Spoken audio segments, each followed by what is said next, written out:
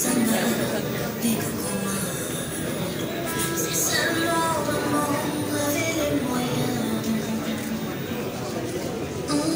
seulement l'école était gratuite, si seulement je pouvais devenir enseignante, si seulement mon rêve pouvait devenir réalité.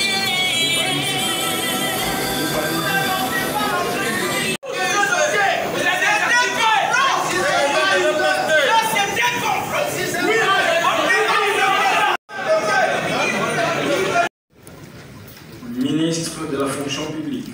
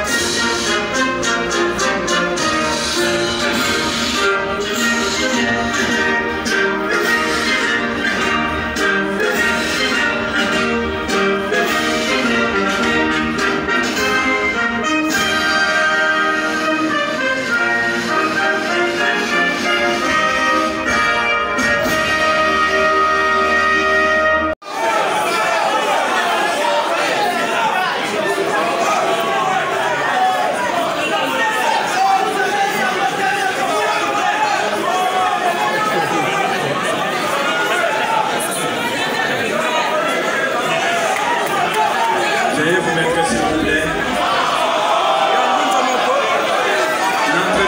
N'entrez pas dans le domaine qui n'est pas le vôtre.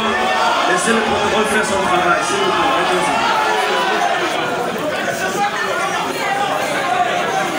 S'il vous plaît, veuillez vous mettre s'il vous plaît.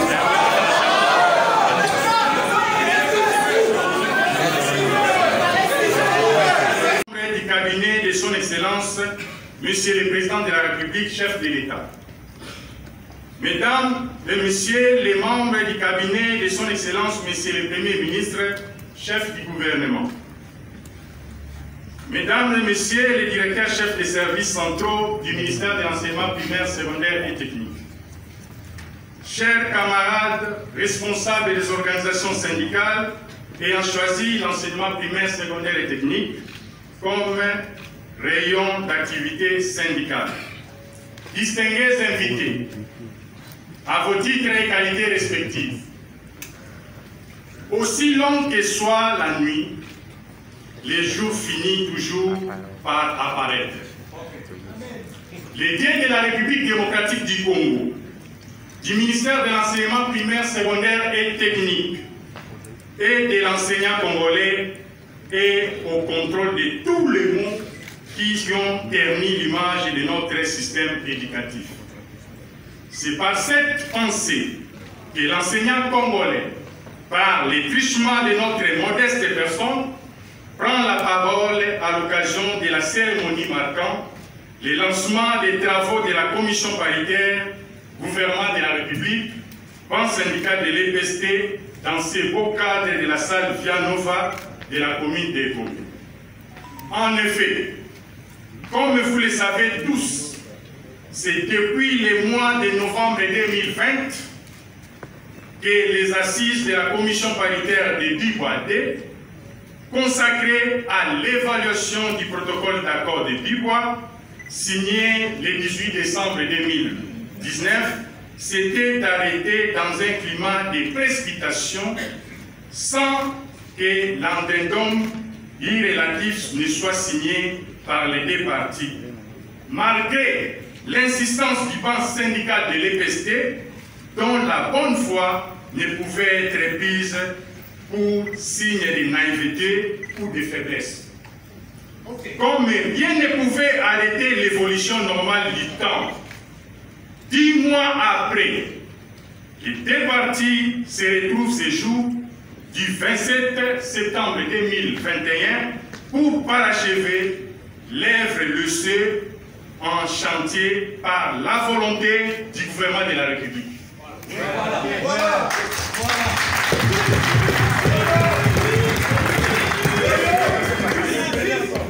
Comme rien ne pouvait arrêter l'évolution normale du temps, 10 mois après, les deux parties se retrouvent ce jour du 27 septembre 2021 pour parachever l'œuvre laissée en chantier par la volonté du gouvernement de la République.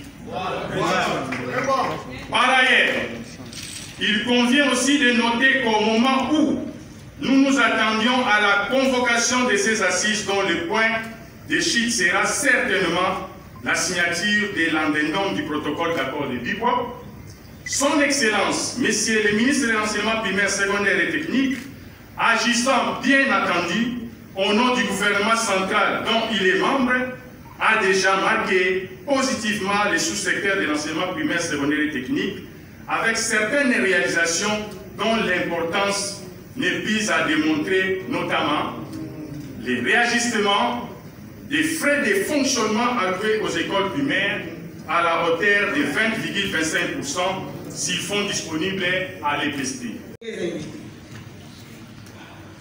Avant toute chose, qu'il me soit permis de vous saluer et vous remercier de vive voix pour avoir bien voulu rehausser de votre présence cette cérémonie en dépit de vos multiples occupations.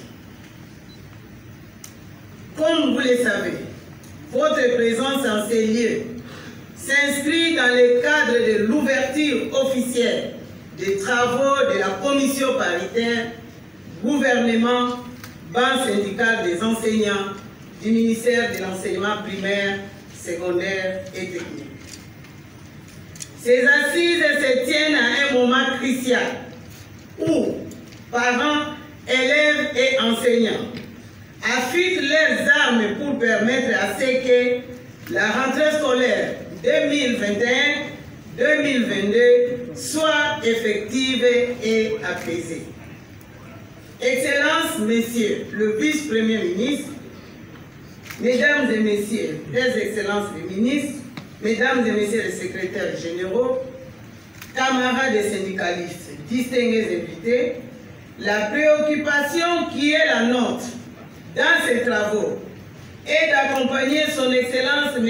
Félix Antoine Tshisekedi Tshilombo, président de la République, chef de l'État, dans sa vision axée sur la mise en œuvre effective de la gratuité de l'enseignement primaire dans tous les établissements publics. Ainsi donc, tous les acteurs éducatifs, à tous les niveaux, respectifs. Je voudrais d'abord vous souhaiter tous la bienvenue dans ce beau cadre qui nous permet de tenir ces assises très attendues pour une bonne rentrée scolaire qui s'annonce dans quelques jours. Je voudrais remercier plus particulièrement tous les membres du gouvernement qui sont dans la salle. Monsieur le vice-premier ministre de la fonction publique, le ministre au budget, Madame la ministre de l'Emploi, Monsieur le vice-ministre au budget, Madame la vice-ministre à l'EPST. Votre présence ici dans cette salle et en ce moment prouve à suffisance combien le gouvernement Sama Lukonde attache de l'importance à la question qui est liée à l'éducation, mais aussi et surtout aux préoccupations qui concernent les conditions socio-professionnelles des enseignants. Je voudrais remercier également tous les partenaires éducatifs qui sont dans la salle, plus particulièrement les banques syndicales. Parce que c'est de vous qu'il s'agit. Pour avoir accepté de répondre à la convocation de cette commission paritaire, pour nous permettre d'examiner ensemble les possibilités d'une rentrée scolaire apaisée.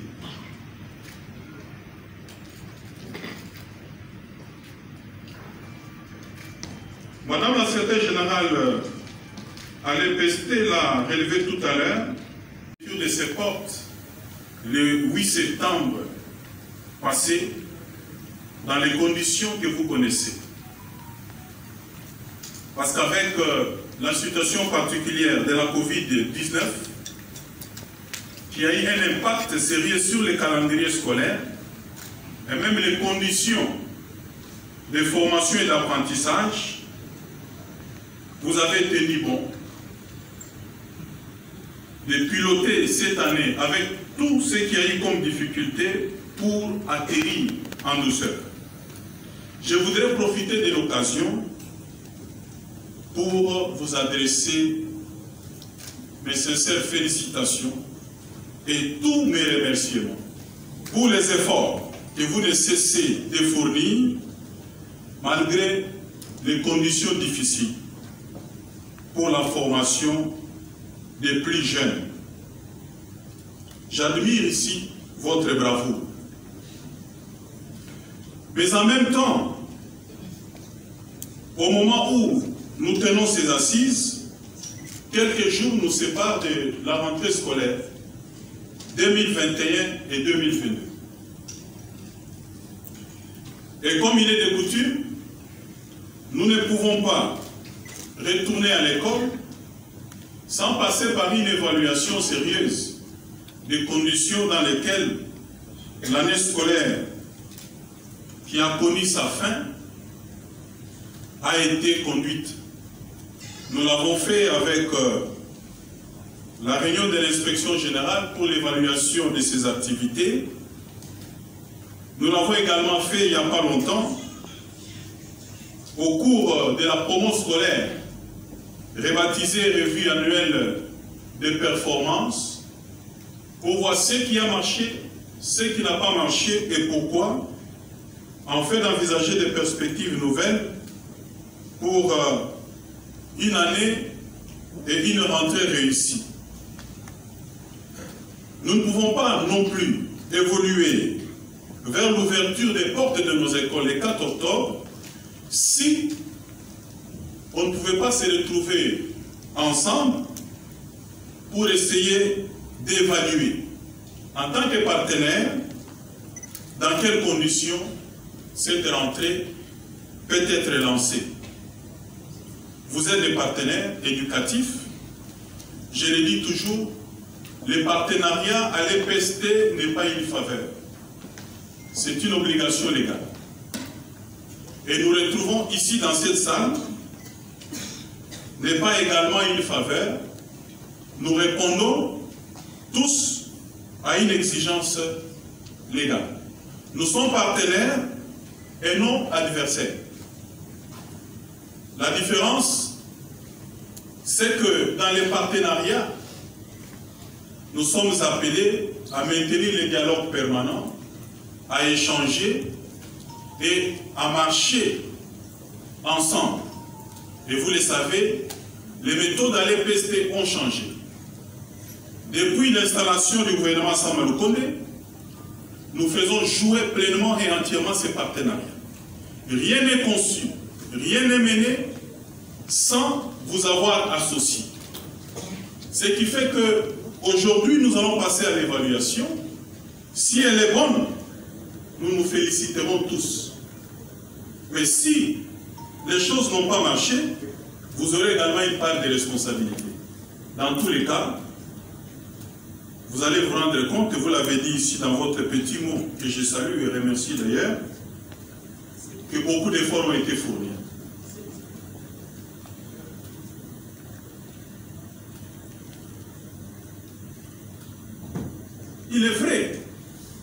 en 2019,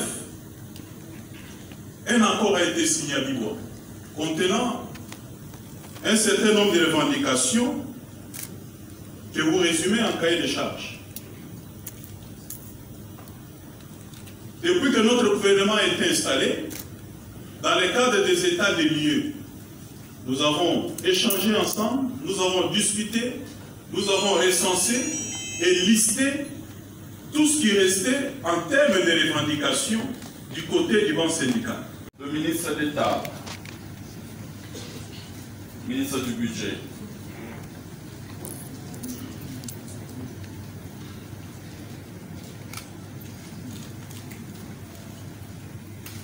Mesdames et Messieurs le ministre de l'EPST, de l'Emploi, Travail et Prévoyance sociale, Madame la vice-ministre de l'EPST, Monsieur le vice-ministre du Budget, Monsieur le ministre provincial de l'Éducation, Mesdames et Messieurs les secrétaires généraux de l'administration partie prenante à ces assises, Monsieur l'inspecteur général de l'EPST,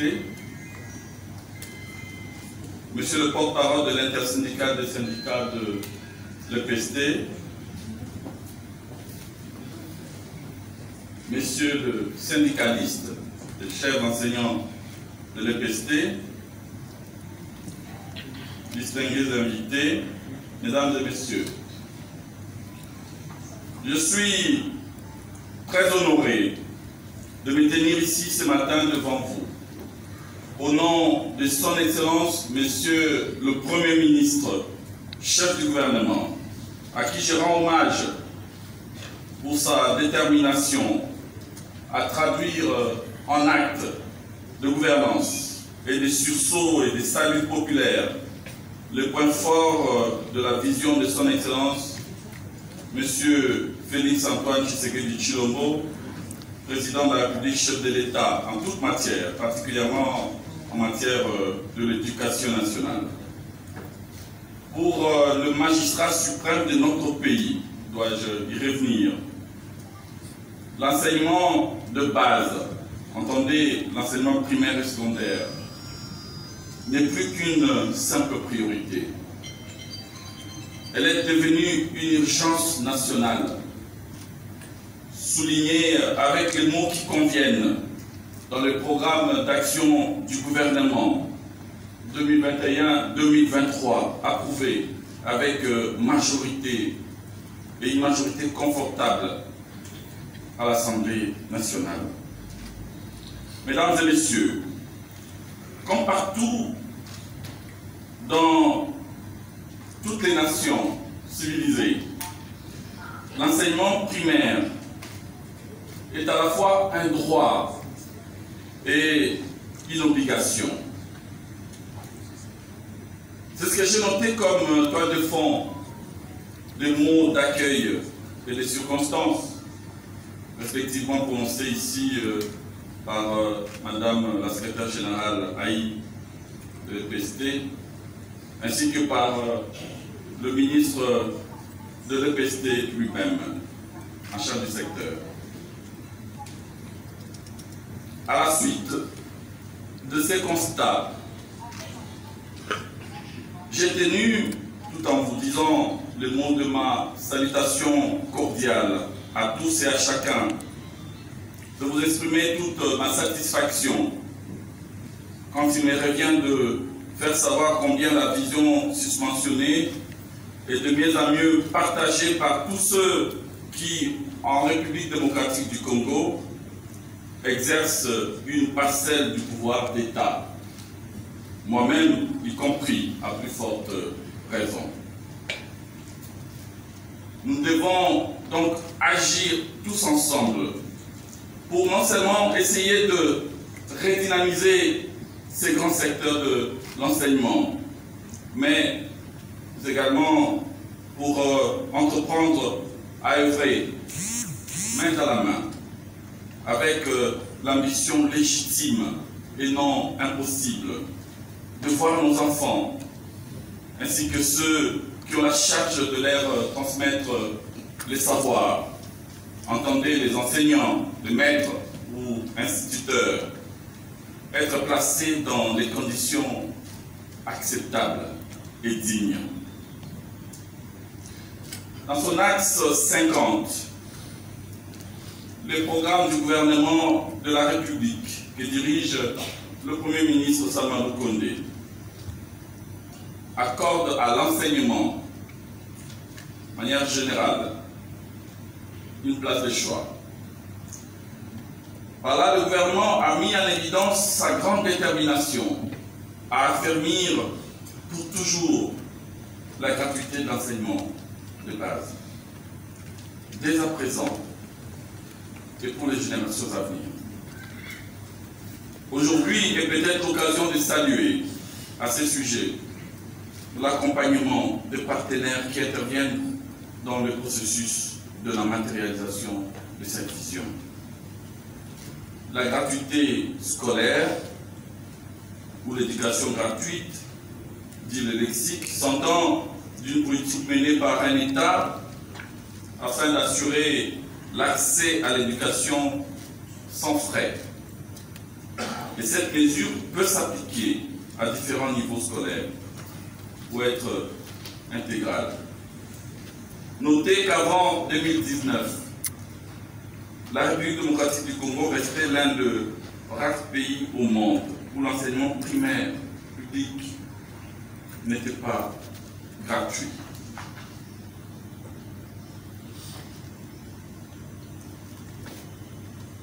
Ce qu'il faut retenir, c'est qu'en introduisant la gratuité dans l'enseignement primaire public, le chef de l'État voudrait que chaque enfant de ce pays ait une base qui lui permette, quel que soit son destin, d'affronter la vie en étant affranchi pour l'essentiel des affres inconsolables de l'analphabétisme et de l'ignorance, qui puisaient dans les contextes de la mondialisation, renforcée dans sa complexité par l'informatisation et la digitalisation à outrance de la société.